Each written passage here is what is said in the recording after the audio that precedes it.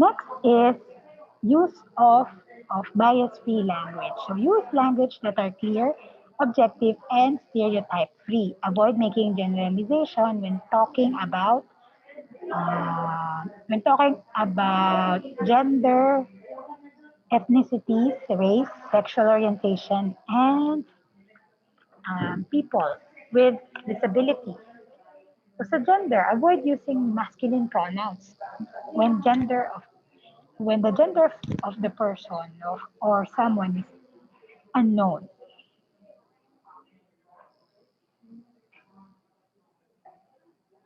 Emily, nag-quiz na kami. Pati si Mark. Di ba guys?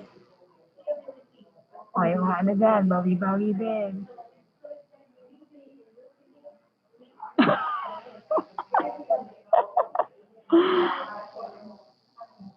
Di ba nag-quiz na tayo?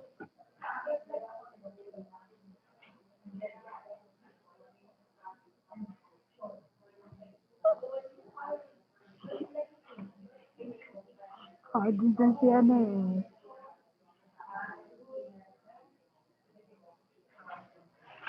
Joke lang. Everything joke lang yan. Pinaprank lang namin kayo. Walang quiz. Nag-aabol tayo ng lesson. Ito nga, naki-ride na song si ano eh.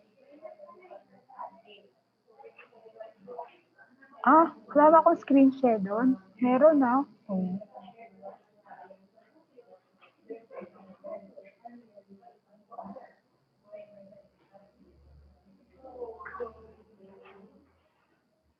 Tingin ko nga.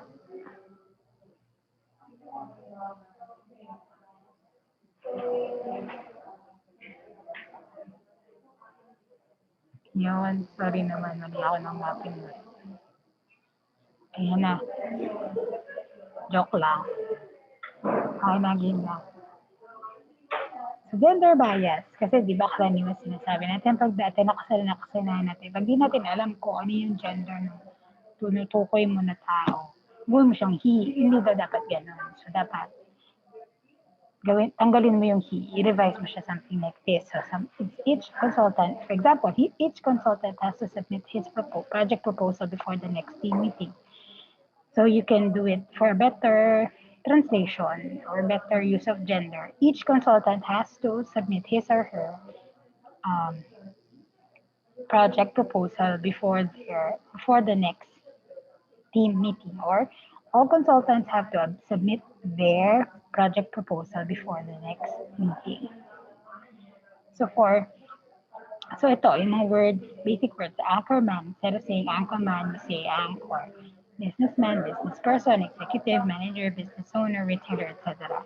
Cleaning girl or cleaning lady, cleaning girl or maid. You don't put it that way. You say house cleaner, housekeeper, cleaning person, office cleaner. And then congressman. So you call them representative, member of the Congress, legislator. Housewife, you call it homemaker. Policeman, police officer, or law enforcement officer. Stewardess, or steward, flight attendant. And weatherman, weather reporter, meteorologist, weather caster. So there are number of man and woman, salesman, sales lady, something like that. So marami pa yan. And rather, palitan nyo sila ng either person or representative. So race and ethnicity. So with race and ethnicity, if a race or ethnicity is used to describe a person, it has to be relevant to the information presented. Ethnic and racial labels often change, and deciding which term is the correct one can be hard. Should we say African American or Black Hispanic or Latino Latina? American Indian or Native American? And Asian, is Asian the preferred term? As Holt and Hawkins state, the best rule of thumb is to call people by whatever they prefer. Just like you should pronounce their personal name, however they want it to be pronounced.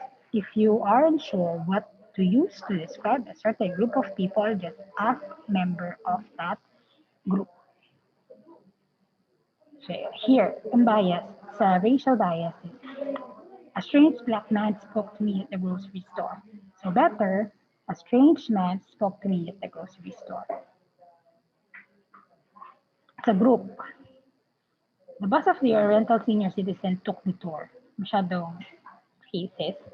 Masyadong yung yun, and also yung group is yung senior citizen.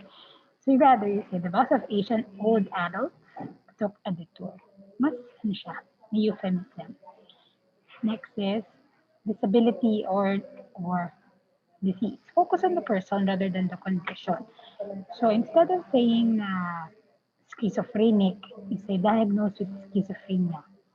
So people with AIDS, you don't say people with AIDS or you say people with AIDS rather than AIDS victim. Or people with emphysema, not people suffering from emphysema. Meron pang suffering. You try to soften the word. Hindi nakaka-offend. So I met an epileptic on the bus today. So rather you say, I met a person with epilepsy on the bus today.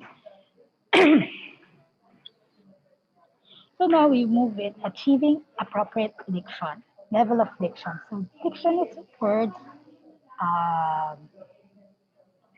diction is word choice, especially with regards to correctness, clearness, and effectiveness. Any of the four generally accepted levels of diction, formal, informal, colloquial, or slang, may be corrected in a particular context, but incorrect in another, or when mixed unintentionally. Most ideas have a number of alternate words that the writer can select to suit his purpose. Children is synonymous to kids, to youngsters, to youth, and brats. But then, iba-iba yung level ng diction nila. The most formal level could be children. Informal could be youngsters and youth, also kids. Colloquial could be youth, and slang is brats. It's not that when you're doing a formal speech, hindi mo naman po pwedeng those brats in the corner. Parang the kids or the children in the corner or you are playing, something like that. What is the purpose of diction? To create.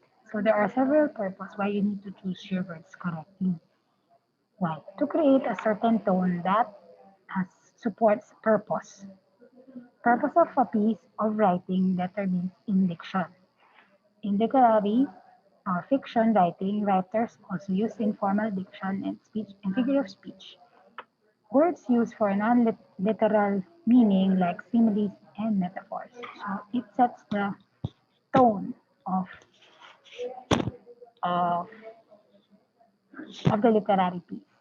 Also, it promotes the setting. Di ba tingnan niyo yung words na ginagamit sa mga sa Harry Potter. Alam mo kagad na British yung settings niya kasi yung terms na ginagamit, yung words na ginagamit is ka-counter British English. Alam na, discuss naman natin yung British English. So, di ba sabi, yung ang tawag nila doon sa sweat nila, yung sweater nila sweat. Kaya, di na tinatawag na jacket, yung jacket nila, sweater. Tapos, ang tawag nila sa sapatos, naman shoes, parang boots. Di ba yung na-discuss natin? So, doon, yung choice of words na gano'n, doon natin nalalaman yung setting ng kwento. Establish the narrative voice or tone, a writer's attitude towards the subject of a story comes through in the words they use. This helps establish tone and impacts readers' emotional response. For example, the tone of a horror novel will be very different of that of a romance novel. So it brings character to life. So because of the diction, madidistinguish mo kung yung character ba ay bagets, kung yung character ba ay tanda na, o yung bang character na matanda na ay medyo techy because of the tone. Basta na-describe sa kwento na siya ay preppy na lola o kaya preppy na lolo, di ba? So, yung choice of words nga would reflect.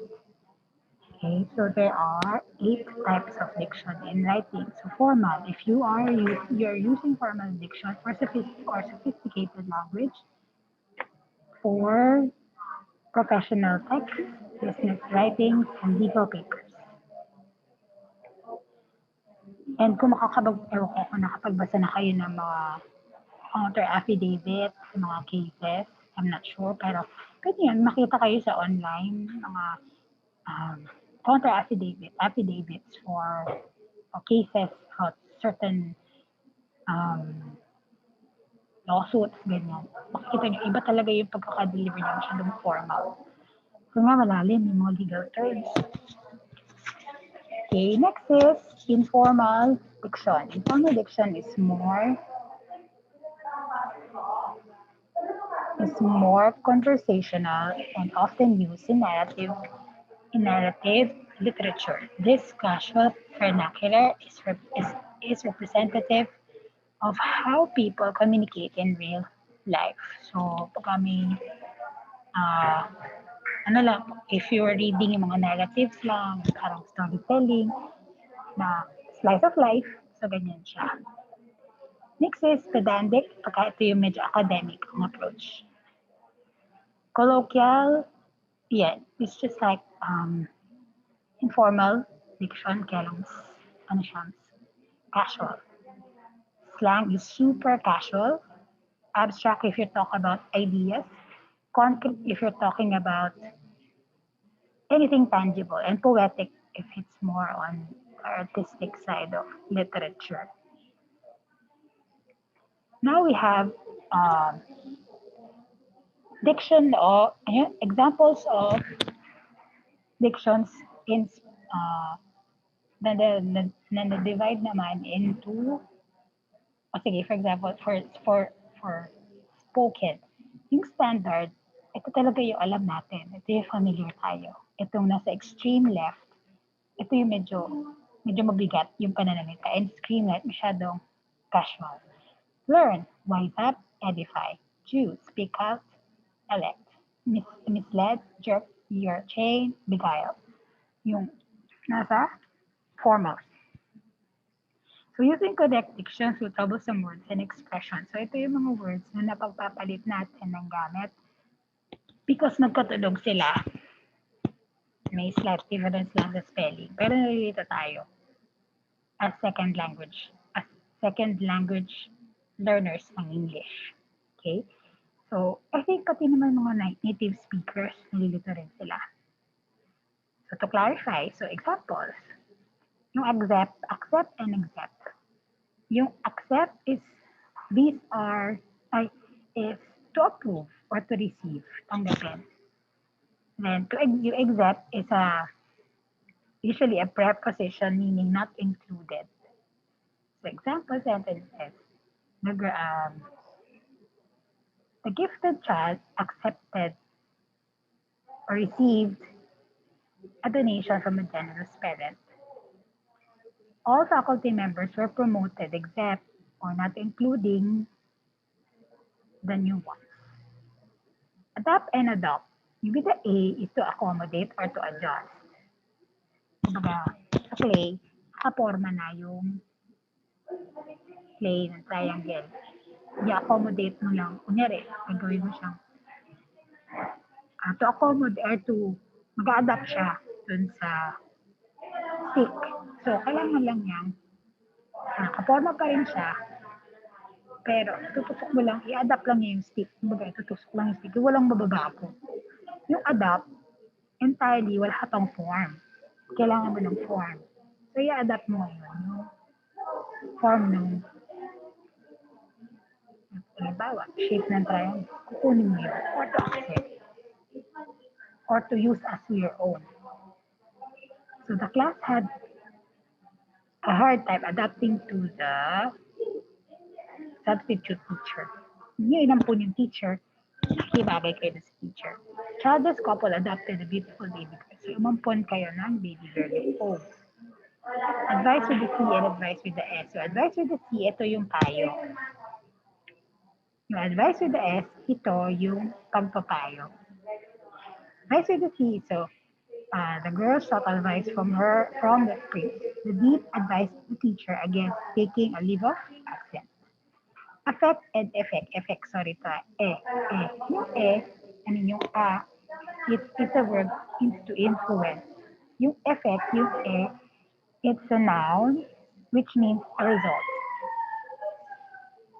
So, example, his family problem have affected his work performance. Affected his work performance. Influence have influenced his work performance. The serious effects of environmental degradation was or are unimaginable. Effect result.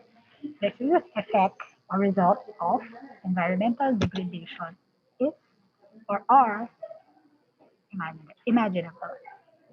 Already and already. All space ready means everyone is ready.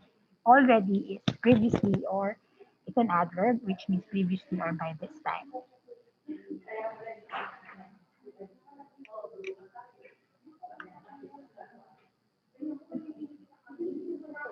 The children are all ready for the evaluation next week. All ready. Nakahanda lahat. Okay? Already, Gordon has already settled his account. Gordon has nai-settle na ni Gordon yung kanyang account. Or by this time, settle na yung account. Same goes with all together and all together. Yung all together is considered as a group. Yung all together is an adjective or it's an adverb which means completely or entirely. So they ate all together at the Japanese restaurant. They ate as a group in a Japanese restaurant. The mother felt altogether static when her son stopped the exam or completely static. Static. Next, allusion and illusion. Allusion is a noun which means a direct reference to something. Indirect reference, parang pinirtain mo na yun, pero pero hindi siya talaga. Indirect reference to something. Illusion is namamalikmat ka lang, nililang ka lang ng iyong paningin. Yan. Our essay has made an allusion to the 1987 Constitution. I mentioned in 1987 Constitution, but indirectly. It is believed that a magician's trick is an illusion. So here, a lot, lots, or lots of, a lot of, lots of, a lot, and a lot. Okay? A lot and lots are the same.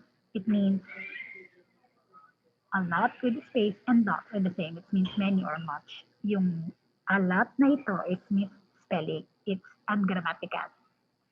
So walang ganito talaga. So it's lots and a lot. Okay, so ang meaning nito is much or many. So kung gagamitin mo siya ng formal and colloquial, his godfather gave him lots of money last Christmas. His godfather gave him much money last Christmas. Our math teacher has given us a lot of assignments.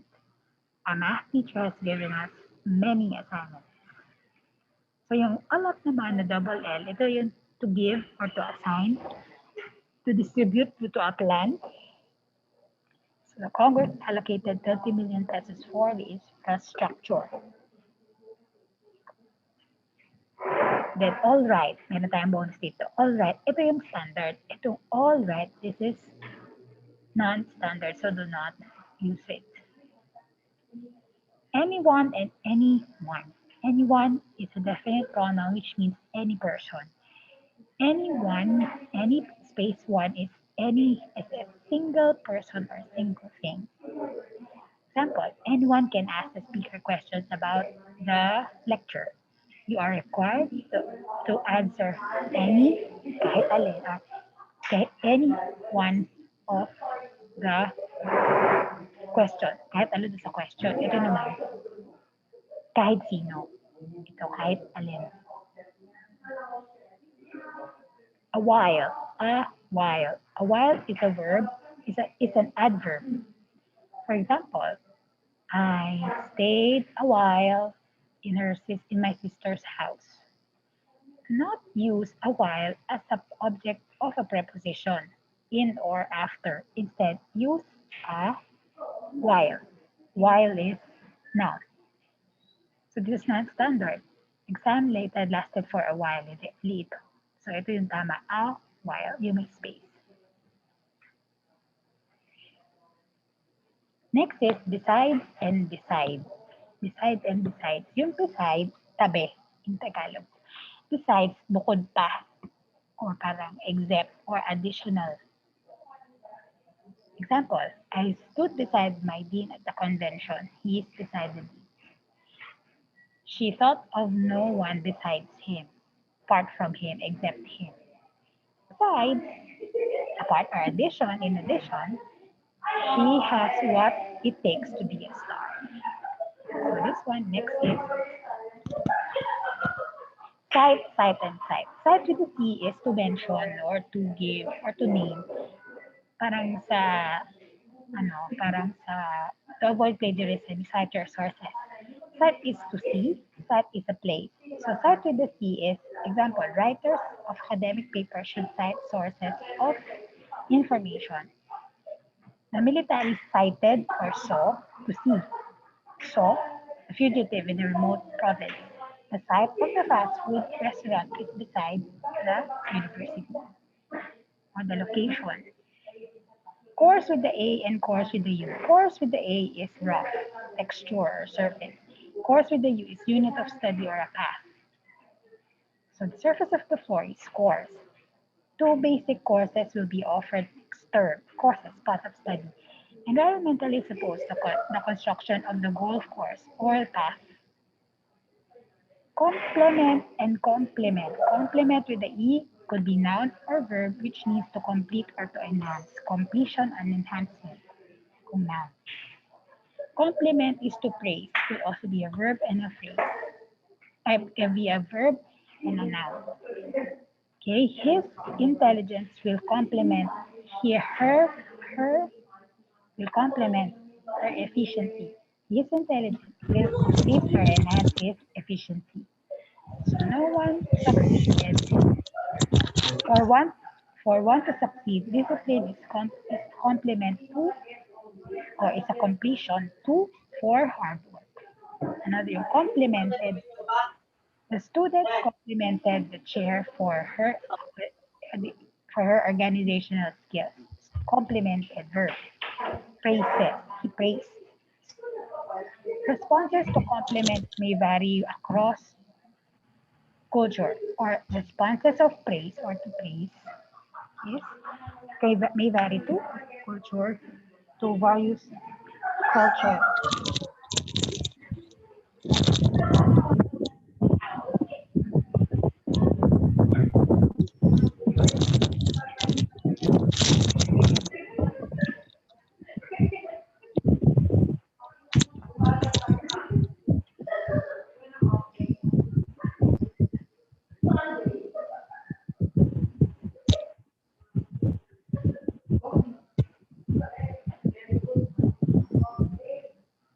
Okay.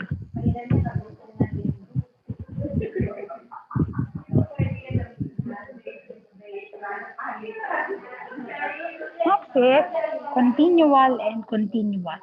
Continual means repeated frequently, madalas ginagawa. Pero di siya may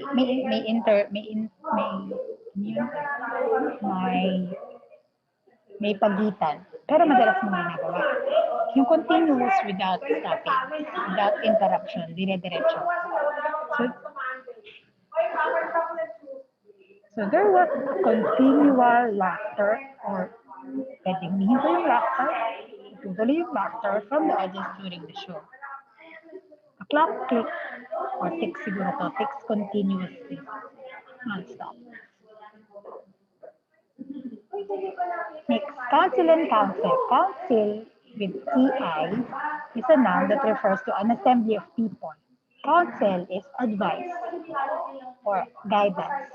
Pareho din silang pwedeng noun and verb. Counsel, mali. Sorry. Yung council lang ang pwedeng noun and verb. So yung council is a group of or assembly persons, assembly people. Council of Teens will meet on Thursday. It's a noun, council. Matthew sat beside her counsel or advisor or guide or someone who guides him or abogado during the arraignment. The psychologist counsel or advise or guide or help with recommendation the emotionally disturbed person. Next is desert and dessert. Yung desert, yung single S, desierto. Yung dessert, ito yung matamis. Okay? So example, camels thrive on the desert. Faculty members who work hard. Okay. Meron din palang verb ang desert. Ang desert. Desert. Desert. Dito desert. Desert. It means, ascend on,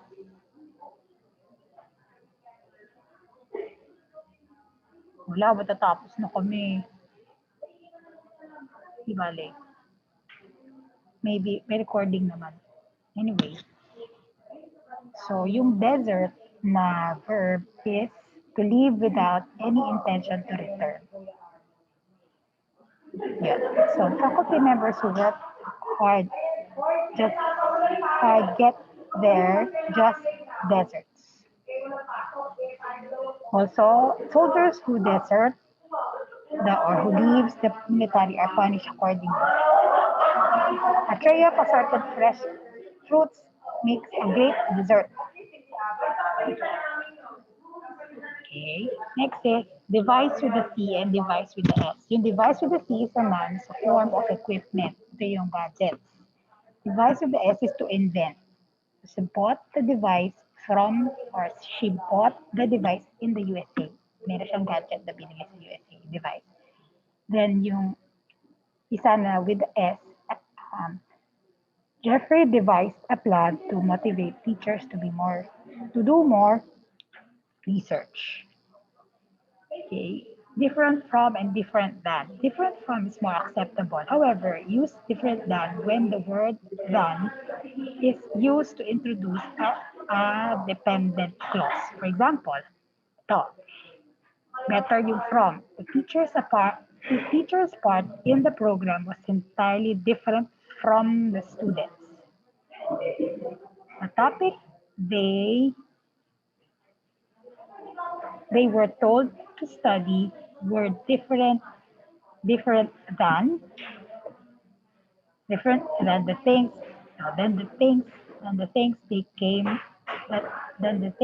that came out in the exam. So then introduces the independent clause. Then the things was different period than the things that came out from it. Inintroduce niya yung clause na than the things that came out from the exam. Okay. Yung independent clause. Pagka-independent clause siya, pero mas better na gamitin yung from. Kung ito naman, hindi naman siya independent clause. Kaya from, hindi siya different than the students. No? Different from. Kaya hindi siya independent, or hindi siya dependent clause rather.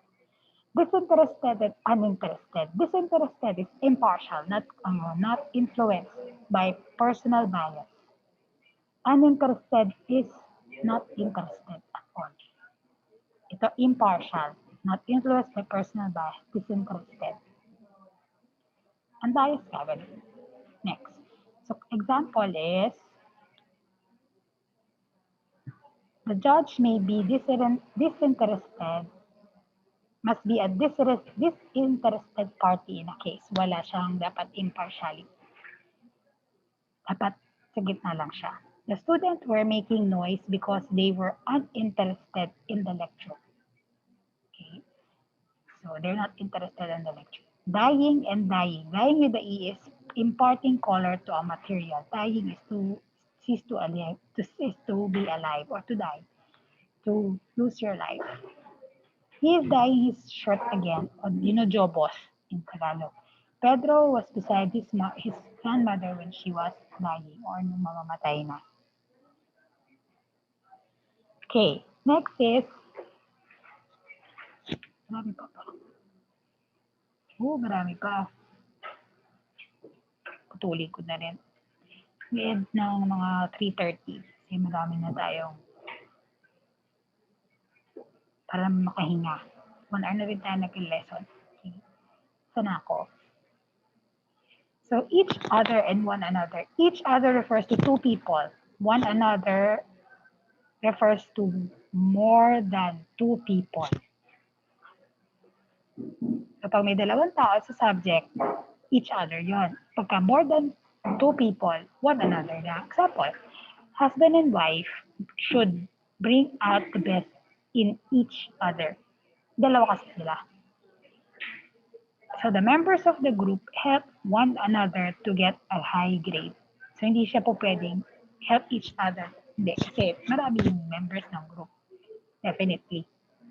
So pag pair lang, it's each other. Pagka it's a group of more than two people, it's, or three pataas, it's one another. Emigrate or immigrate. Emigrate is to get exit the country. At tandaan nyo, exit. Emigrate, exit ka dun sa country. Immigrate, in. You go inside the country. Emigrate, exit. Immigrate, inside. You go inside. Okay. So, several families emigrated from the southern region due to the deteriorating peace and order situation in the city. Lumabas sila from the southern region. Umalis sila doon sa southern region. Several families immigrated to the city. Pumunta naman sila sa city. Okay?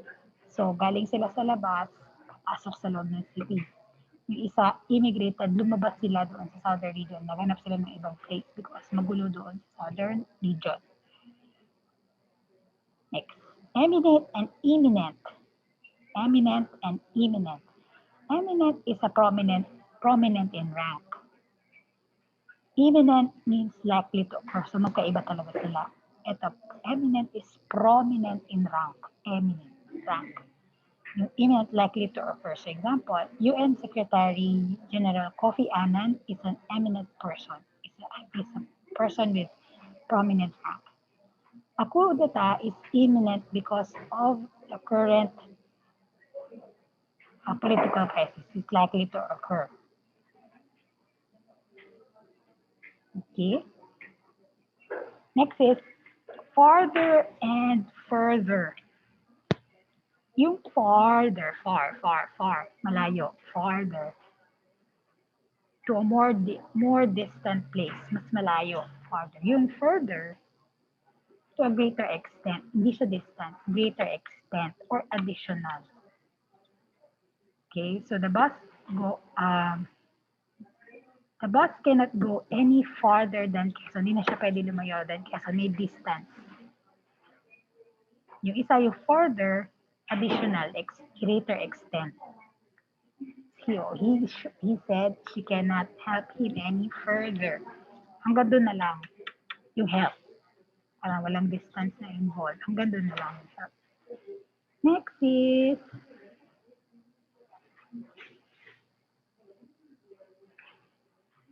fewer, less. Fewer refers to a number of things. Nabibilang.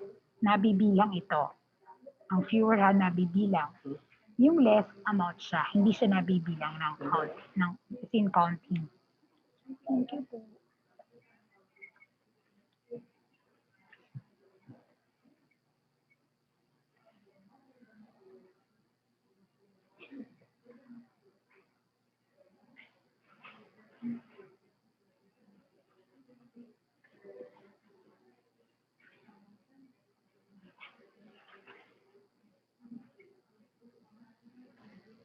Okay.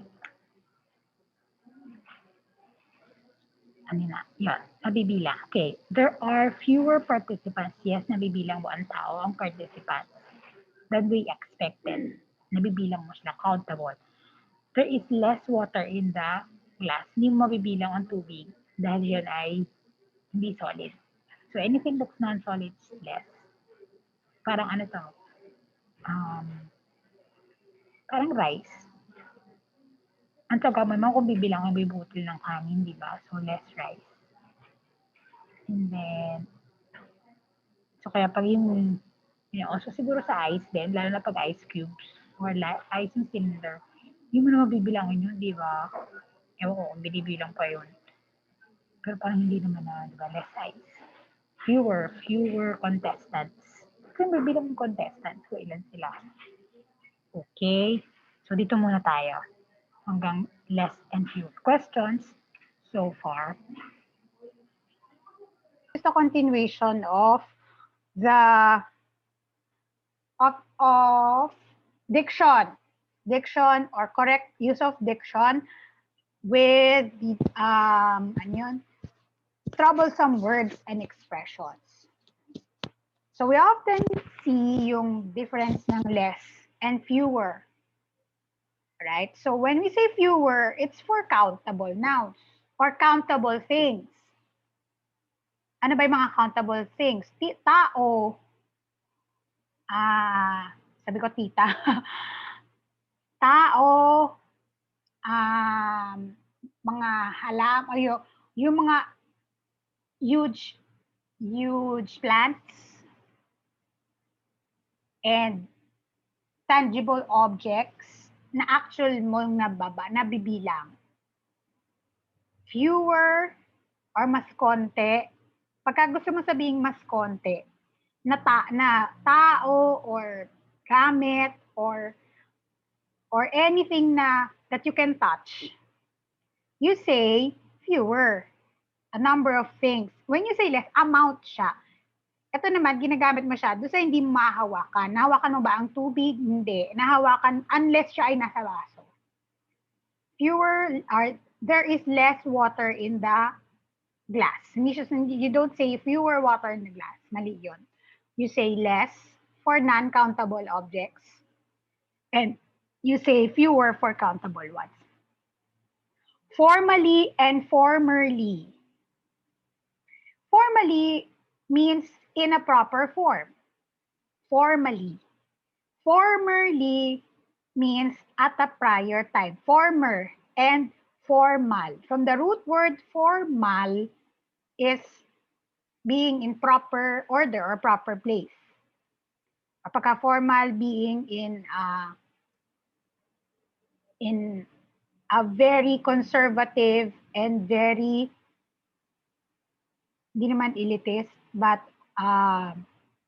very official event, ganon. Formal. And then, pagka yung former, nung nakaraan. When you say formally, nasa tamang ayos. Yung formerly nung nakaraan. Kaya pag sinabi, huwag natin may-mix up yun. So, for example, she was formally introduced to his family. Siya officially na-introduce sa family. The lady was formerly connected with the accounting division. Nung nakaraan ng mga panahon ay related siya sa accounting division, yung formerly. Hung and hung. Yung hung with ed ay past tense or past participle ng hang na H-A-N-G. Nang ibig sabihin ay execution, bigti. Meanwhile, yung hung, ang ibig sabihin nun ay pagsabit. Sinabit mo. Okay, so ito, past tense ng nabigti. The criminal was hung in public. Yung hung na H-U-N-G, past tense siya ng ng sinabit or hang. Hang din. Yun ang present tense. The entries in the lantern contest were hung in public viewing. Sinabit in public viewing. Okay. Next, his self, ourselves, their selves, themselves. These are non-standard form of reflexive pronouns. Ibig sabihin, grammatically wrong siya ginagamit. Instead, use himself, ourselves, and themselves. Their self siguro. Their self to. Their self. Him, ang existing lang talaga, himself,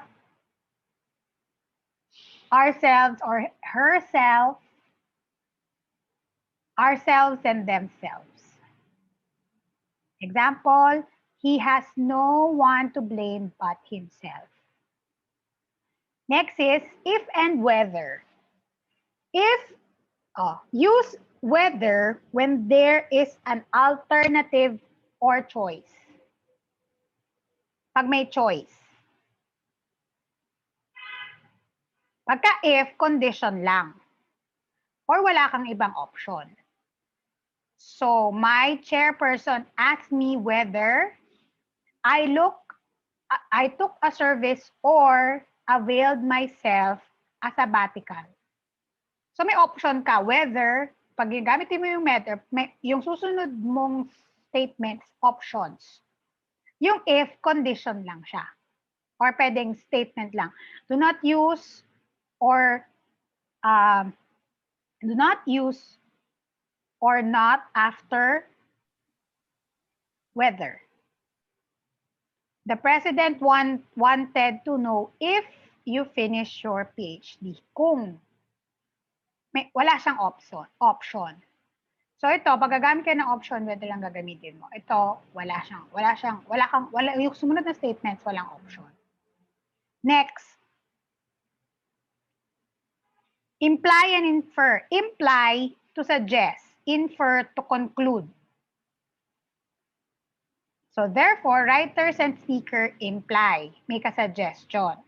Whereas readers and listeners infer or draw conclusion. Pag writer ka and speaker ka, nagbibigay ka ng mga suggestions. Pag ikaw naman ay reader lang at saka nakikinig ka lang naman doon sa doon sa speaker and doon sa writer or nagbabasa ka, you infer or you draw conclusion. Or nagbibigay ka lang, naghihinuha ka ng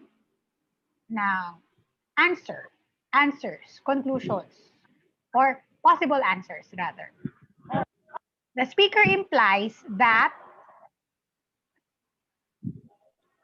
there is corruption in every agency of the government, or the speaker is suggesting that there's corruption. Hindi mo sinasabi na there is, nagsasuggest ka lang, or whether it's correct or not, you're just suggesting. From the given data, we have concluded that the case will prosper. Regardless, this is non-standard kasi ang standard lang talaga ay regardless. Ear is negative, less is negative.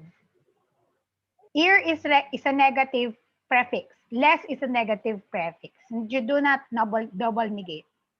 Kaya regardless lang. So we should pursue our dreams regardless of the consequences. Okay? It's and it's with the apostrophe. Yung it's with the apostrophe, possessive. Yung it's yung it's without the apostrophe is possessive form of it. Yung it's na may apostrophe, it is, contraction ng it is. Paano mo ma-distinguish? Gamitin mo sa sentence, pagka napaghiwalay, pagka transform mo sa sentence, at tama na ito ay it is, o di ba pwede mo siyang gawing it's. Halimbawa, it is length in 120 centimeters. Mali. So, it's lang siya. Walang apostrophe. Its length is 120 centimeters. Ito, it's a wonderful day today. Pwede ba siyang paghiwalayin yung it and is? It is a very wonderful day today. Tama. It is. Kaya it is. Yung it's na possessive form of a pronoun it's, hindi siya pwedeng paghiwalayin at maging complete or maging sensible yung yung sentence. It's me or it's I? Or is it I? Depende. Yung it's me, tanggap na siya, colloquially. Or common on the common language. Yung it is I, yun yung medyo formal. Ayun o, nakalagay. Although the expression has become acceptable in informal conversation, it is better to use the proper form in writing. When it's writing, you use it is I again, formal. It's me again, pagka-colloquial, spoken. Kind of or sort of, both expressions are colloquial or on the common language or informal language. But use somewhat or rather instead of sort of or kind of. So instead of saying na the poor are kind of disadvantaged, you say the poor are somewhat disadvantaged. Same goes with rather and sort of. Later and latter. Later with single T is yung comparative form ng late or mamaya, ganon. Then, yung latter used to compare things. It refers to the last one mentioned. Alright? May mga salip. Ayan. Halimbawa, former and latter.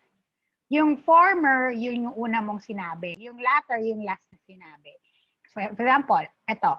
She will see you later today. Mamaya. She or between love and career, she choose the latter. Ito, career yung kanyang. Yung last mention, career. She chose the latter. Lay and lie. Lay with L-A-Y. Object of complement. Always takes an object complement. Ayan. Lay means to set or to place. Another, yun namang lie, never takes an object. Means to rest. Or yung pagsisinungaling in other terms. Laging may kinukuha, may object na kasunod yung L-A-Y. She will lay her cards on the table. O, pwede hanggang doon na lang. Tapos, he usually lies down. Ito, kita nyo ito. Lay, ito yung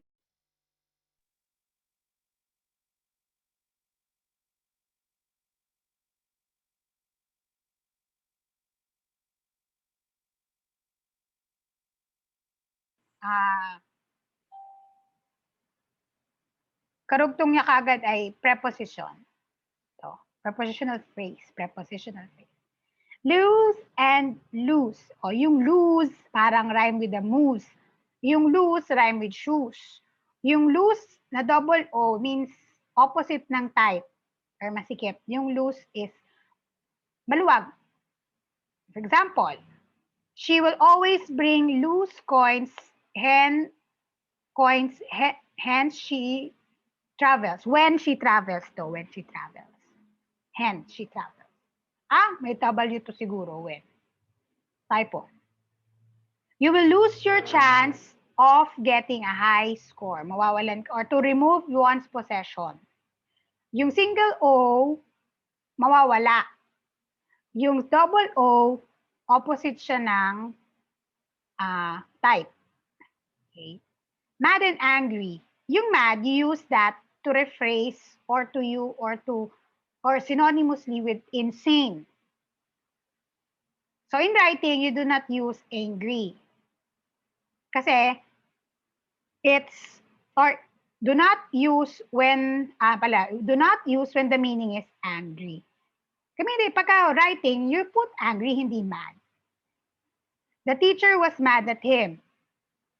When you put it into writing, the teacher was angry at him. Next is maybe and maybe. May and be na magkahiwalay, tsaka maybe na magkarugtong.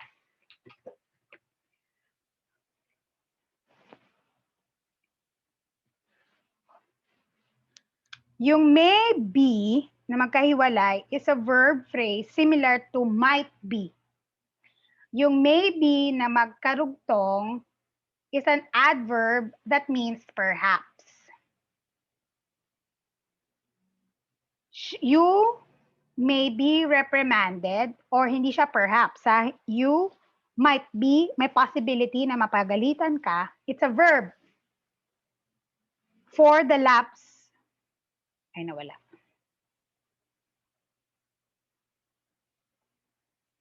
You have committed. Might. Pwede siyang palitan ng might. Maybe or perhaps you should see me soon. Adverb. Most and almost.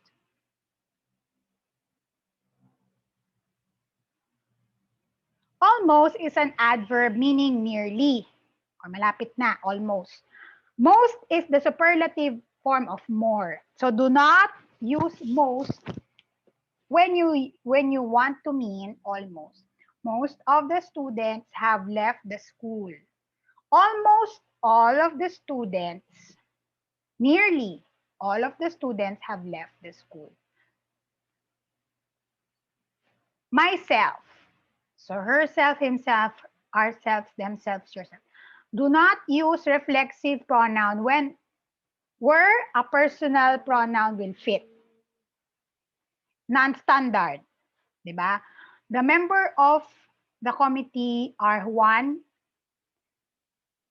Pia, and myself. Use I instead kasi yun yung mas formal. Past with ed and past with T. Yung past with ed ay past tense ng past. Yung past with T, yun ay so a former time. Or as a preposition, beyond.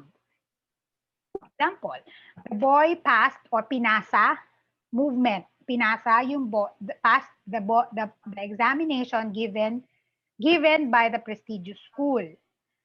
He passed the ball to his teammate or nilipat niya na or movement. Ito, yung isa naman, successful completion or a success. Next. Our differences are all in the past, nung nakaraan. They walk past or dadaanan the monument. Personal and personnel. Personal is something private. Adjective that means something private. Personnel means worker or employees. So wag natin silang napag-mixed up. The resume usually includes personal data about an applicant. So the director issued a memorandum to all personnel.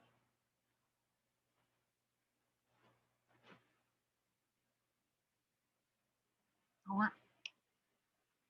Wait lang. Okay. Next is principal and principal. Principal is a noun which means a leader, a chief part, or a sum of money.